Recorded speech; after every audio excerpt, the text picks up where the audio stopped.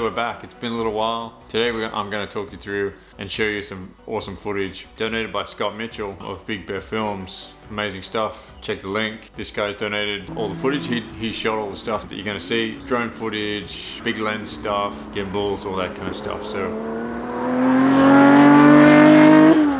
check out his work. He does amazing films. Car stuff. He's a car guy. Does amazing wedding stuff. Getting married.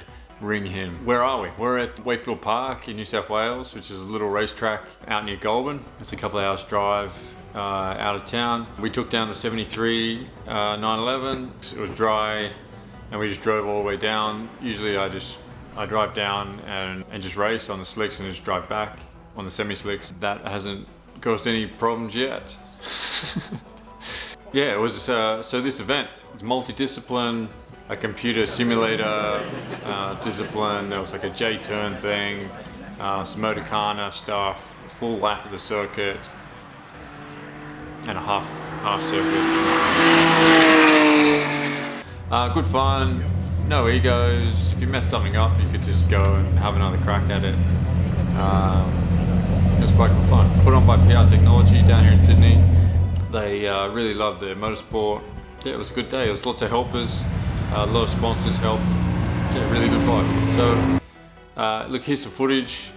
First, the J-turn stuff was probably my most enjoyable event. My car is a 73 T made into like a super sprint style car. It's got an LSD, so sliding around kind of is pretty fun.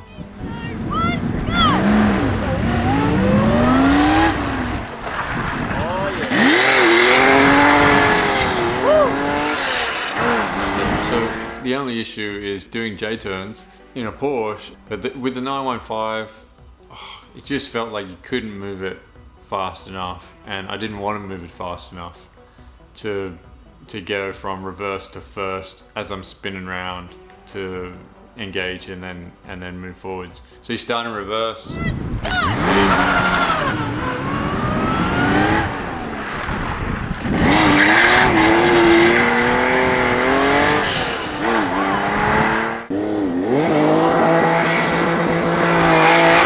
So some of the other cars that didn't have manuals found the J-turn a little challenging, going from reverse in a PDK to first and trying to move off. So there was like a fairly decent pause. Some cars with big horsepower and clutches and stuff that you kind of just look. Everyone had to go, and it was kind of cool. So you kind of picked a discipline. I quite like the J-turn thing because the car slides around. I haven't seen the car too much apart from just kind of off the line stuff. So getting a 90-degree angle on the car. I was really impressed by the way the car handled, on the limit and past the limit where it's sliding. But anyway, there's lots of cool footage here. There's some drone stuff. There's a 914 in here that's set up for track stuff.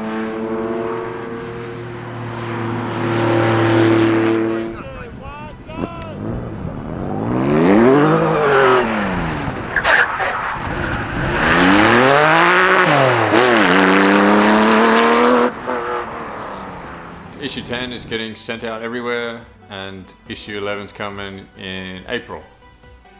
Issue 10 is getting sent today. You guys in the US, yesterday, when I post this, will be today. So next week you'll get it. It's the 20th of February, and my birthday's tomorrow, so you can't yell at me. But I know we're late, we're running late. I apologize. It's coming. What else? Some spec on my car. Okay, what is this thing you're watching? Okay, so it's a 73T made to look like a 73 RS, so it's got the ducktail and the front splitter on the front. I've been told that if you take the ducktail off, or you put a ducktail on with no front splitter, the car won't handle that great.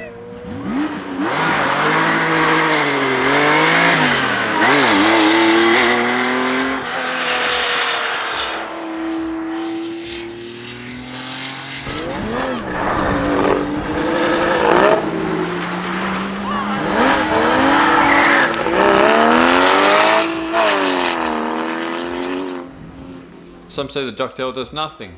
Some say the ducktail was the first active aero ever sold to the public. Comment below and let me know what you think. What is correct? What do you know? What do you know about aero? I need an aero expert. Does this thing do anything? Looks cool. We know that the ST at speed doesn't handle amazingly well. But does the ducktail work? I like to think so. At what speed? I don't know. Maybe you need to be doing 140 or something for it to work. It's got a short ratio 915 box, an LSD, an RS plastic tank in the front. It's fairly light. It's got carpet glued to the floor. It's got a half cage, race seats, Mario Andretti normal steering wheel signature. The engine is a 3-litre SC with steel lines, with a free-flowing exhaust. I think it's a Danks exhaust, and it's an older twin-tip one with the roller whips. It's got new heat exchangers. It's had a bunch of little work done to it. All the rubbers are changed in the front, so it handles really nice now. If you've got a 911 that doesn't handle that great, change the rubbers. Tip, do that. Makes it feel amazing. But you probably knew that. So, what else is there? Yeah, so it's a fairly standard 3-litre. Why did they do that instead of the 2.7? You know, for ease of use, the standard engine, it sounds great with the sports exhaust, and it's free flowing with the light and flywheel and the short ratio box. Everything's it propels the car really nicely. It's got nice torque, and its usability every day is nice because it's a standard engine. You know, like the car's hard, except the engine's not so much. So a full an RS engine, you know, it has its own quirks. Definitely better, like amazing to drive and play with and rev. It's happy, it's playful, it's got an amazing soundtrack. You know, it's carbies, it's different tune and all that stuff. Yeah, and they're more expensive.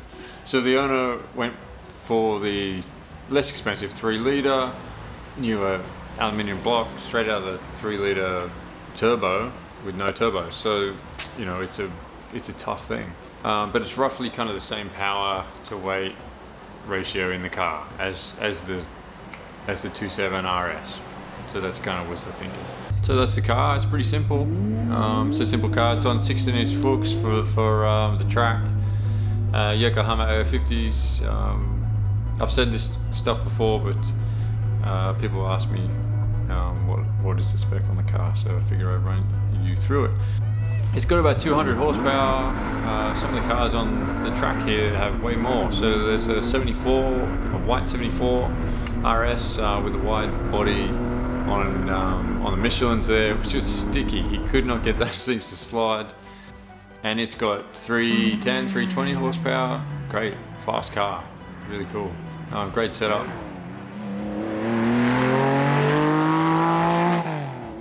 There's Golf Colored 73 RS replica here, which used to have carbies. I think it's a work 2.7. The 76S backdate. Done really nicely. It used to be a Targa car. I think it came out of Tasmania.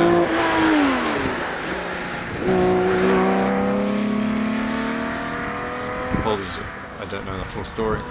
I know it's got injection now and just tuned a little different, and so a few quirks ironed out. And yeah, it's going really nicely. So that's a fast car too. And then you got the new cars. There's a 914 race car here. And there's even a Gen 2 991 GT3. There's a few 996 GT3s, different versions, and a bunch of other cool cars. There's a Viper, Dodge Viper.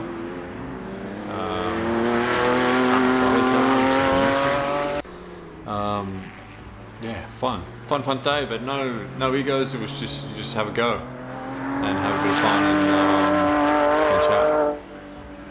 So unless you're vying for the lead, then I suppose there is egos, but I was not vying for the lead. I was just coming out to have a bit of fun. It's a cool track. Wakefield is the track that I feel kind of most comfortable with, even though it is tricky.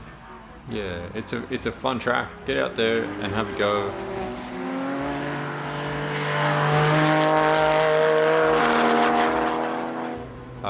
If you've never been and you're from New South Wales or Canberra or border town,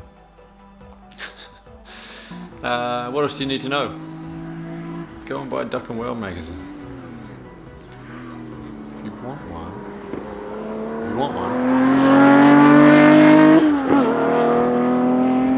of these, go and buy it. It's duckandwhalemag.com. Go there, support us, buy the mag. We're a small publication, a small Porsche culture publication, and we love your support. So go and subscribe. You can buy back issues. In America, you can buy 8 and 9, and have them delivered locally. If you want 3 to 7, they're sent from Australia, so they're a bit more. 1 and 2 are sold out. Sorry. Yeah, and 11's coming in April, which is really cool. Hey, look, I hope you liked the video. It was good fun, and I love sliding that car around and putting it on the edge. We're going to do some more design and photography based videos coming soon, so look out for those. If you like the 5 tips on how to shoot your car, we're going to do some night shooting tutorial tip video and a design video. So it's coming soon. Anyway, thanks for the support. See you again soon.